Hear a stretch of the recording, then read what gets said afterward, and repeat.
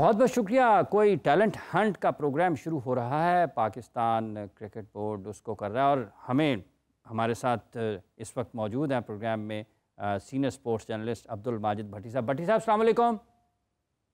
जी वालेकुम अस्सलाम। राय साहब अस्सलाम वालेकुम।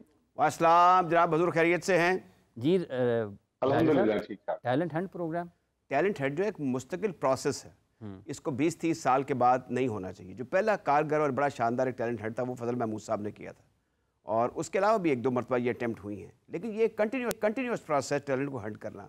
वैसे ये जो हमारा सदर दफ्तर है क्रिकेट बोर्ड का, इसके ढंग निराले हैं।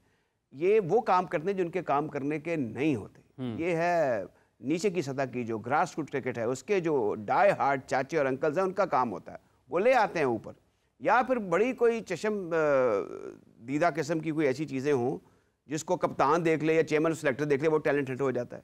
लेकिन अब क्रिकेट बोर्ड के अंडर देयर एम्ब्रेला इसको मुल्कगीर की सतह पर चलाना, कौन चलाएगा, कौन लोग आएंगे, क्या रखा जाएगा, बगैर किसी प्रोसेस के आप रॉ टैलेंट को ले आएंगे, इनको कहाँ खपाएंगे, that meant to be seen. अभी आपने देख ही लिया है हसन नवाज के सिलसिले में कि वो भी एक लैया से उठे और फिर कहाँ से कहाँ चलेगा, फिर 100 कर दिया उन्होंने।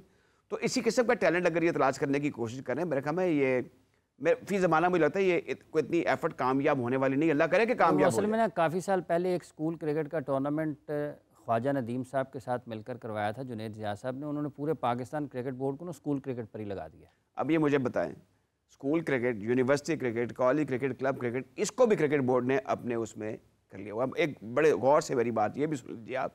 उस दिन प्रेस कॉन्फ्रेंस हुई, जो पहली प्रेस कॉन्फ्रेंस आज ही जिसका आप जिक्र कर रहे हैं, वो थी आमिर मीर साहब की और जो CFO साहब हैं उनकी। उसमें ये इसी तरफ इससे इनडायरेक्टली बात है कि आमिर मीर साहब ने कहा कि हमारे पास 3 अरब रुपए हमने कमा लिए हैं।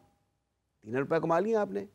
तो जब 2003 में इंडिया की टीम यहाँ पर आई थी, 4 में 2005 में भी आई थी, 3-4 में भी आई थी, 4 में और 6 में, तो वहाँ पर 3 अरब रुपया उस सीरीज में कमाया, जो बायलैटरल सीरीज। एक बात होगी, CFO साहब ने फरमाया कि we are the 3rd richest board in the world. ये इसलिए हैं कि ये सारे वसाइल पर, इनके ये वसाइल क्रिकेट बोर्ड के नहीं हैं। ये कराची, लाहौर, इस्लामाबाद और मुल्तान के वसाइल हैं जो ये नहीं देते।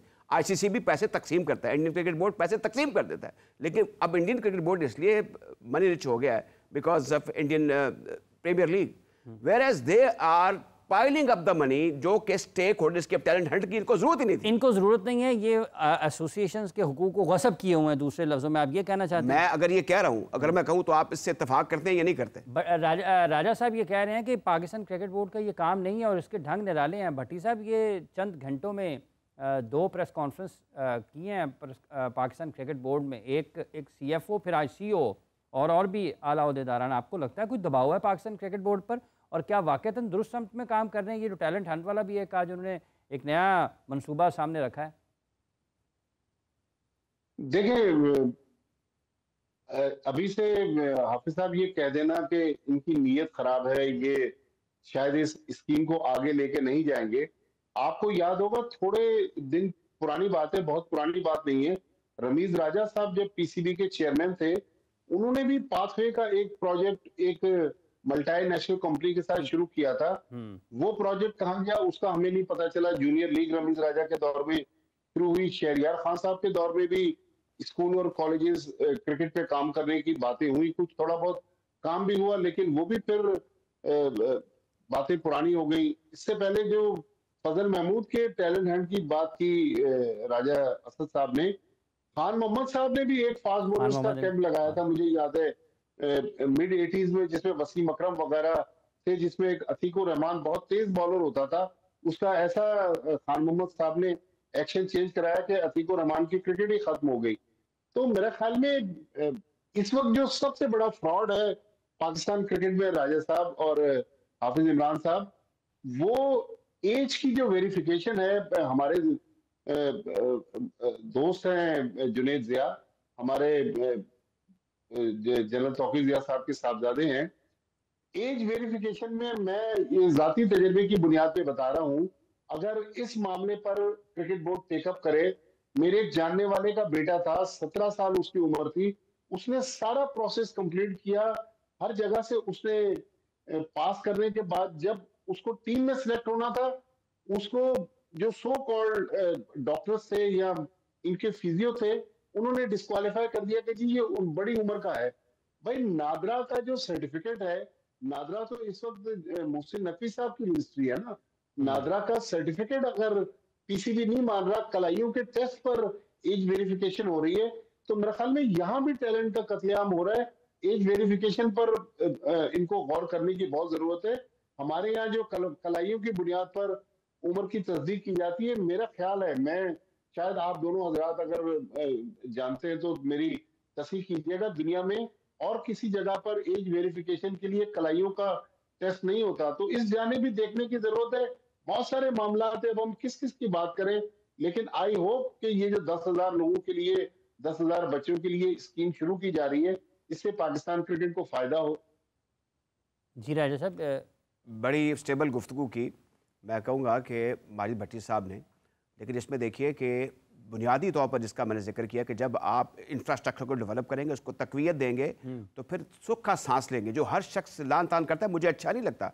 चेयरमैन साहब हमारे बड़े मुअज़्ज़ज़ लोग हैं, मुअज़्ज़ज़ शख्सियत हैं, आमिर मीर बड़े अच्छे इंसान हैं, CFO साहब भी प्रोफेशनल आदमी होंगे, इन पर नुक्ताचीनी करते हुए दिल दुखता है। लेकिन बात यह है कि आप सही समत में जाने की कोशिश करें, ज़रा बाहर निकल के देखें कि दुनिया कर क्या रही है। अभी जो मैंने जिक्र किया, ICC के पास जो पैसे हैं वो तकसीम करता है सारे मेंबर्स में बदरजा बदरजा। सिमिलरली जो इंग्लैंड क्रिकेट बोर्ड है वो भी काउंटीज में तकसीम कर देता है। तो आप क्यों ये इस बात पे फुलाते फिरते हैं कि हमारे पास बहुत ज़्यादा पैसे हैं?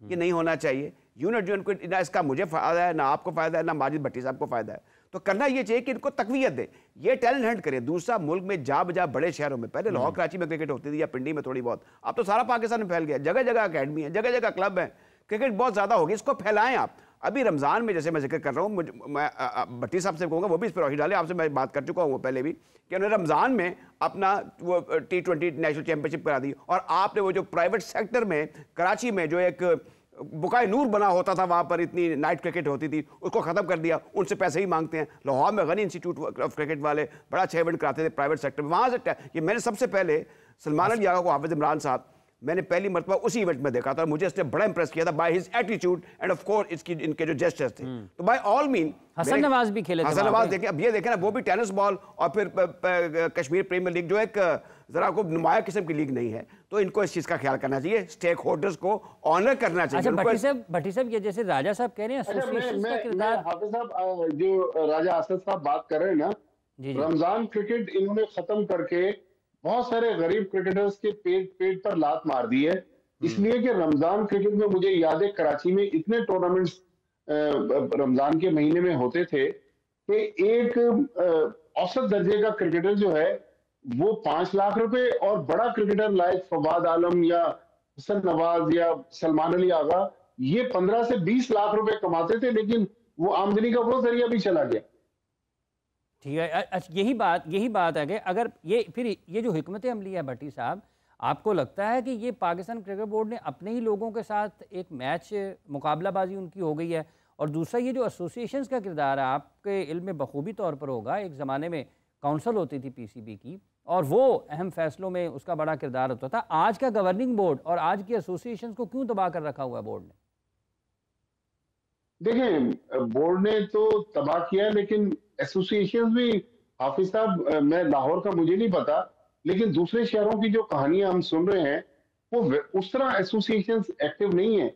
जिस तरह मैं कराची की बात करूं, प्रोफेसर सिराजुल इस्लाम बुखारी साहब जैसे सीजन एडमिनिस्ट्रेटर जो क्रिकेट ऑर्गेनाइजर थे, जी, या सिंध में एक और मरहूम रजाउल्लाह खान थे, या साईं रजाउल्लाह का क्या बात है उनकी? साईं रजाउल्लाह की क्या बात है? जी, और सिकंदर बख्श मुझे बताते हैं कि कराची की टीम में सिकंदर बख्श सिलेक्ट नहीं हो सके, साईं रजाउल्लाह ने उनको सिंध की टीम में सिलेक्ट किया। तो वो ऑर्गेनाइजर जो क्रिकेट का दुख और दर्द लेके चलते थे, जिनके पास खुद खाने के लिए पैसे नहीं होते थे, यकीनी तौर पर लाहौर में या पंजाब में और भी अच्छे ऑर्गेनाइजर होंगे, वो अब ऑर्गेनाइजर हमें नजर नहीं आ रहे। तो हमें बेसिकली पाकिस्तान क्रिकेट जो है ना, मुकम्मल ओवरहॉलिंग की तरफ चला गया। अब इसको ओवरहॉल जब तक हम करेंगे नहीं, हमें कुछ शॉर्ट टर्म प्लान बनाने, कुछ लॉन्ग टर्म प्लान बनाने। लेकिन मेरे ख्याल में टैलेंट हंट स्कीम ठीक है, PCB शुरू करे। मुझे याद है कुछ अर्सा पहले गालिबन जब वसीम खान आए थे और नदीम खान और दूसरे लोग पाकिस्तान क्रिकेट में शायद अपने जुनैद ज़िया भी थे, उस वक्त ये कहा गया था कि अगर कोई टैलेंटेड बच्चा है हमें अपनी वीडियो भेजे, हम उसी की बुनियाद पर उसको नेशनल अकेडमी बुलाएंगे और उसका टैलेंट चेक करेंगे। मेरा ख्याल वो स्कीम भी हमें कहीं नजर नहीं है।